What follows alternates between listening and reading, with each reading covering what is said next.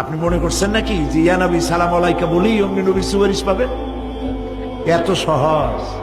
কতগুলা রসগোল্লা খাইলেন আর বড় একটা মিছিল করলেন আর অমনি চলে যাবেন? পৃথিবীর সব মানুষ, সাহাবায়ে কেরাম বাদ দেন, পৃথিবীর সমস্ত মানুষ একত্রিত হয়ে আবু তালেব রাসূলুল্লাহকে যে ভালোবেসেছেন, ওর 1000 ভাগের 1 ভাগও সারা দুনিয়ার মানুষ রাসূলুল্লাহকেই ভালোবাসতে পারবে? পারবে? সেই আবু তালেব মৃত্যুর সময় নবী করিম সাল্লাল্লাহু আলাইহি ওয়াসাল্লাম বলেছিলেন, চাচা একটি বার আমার কানে তাওহীদের কালেমা শোনায় দেন।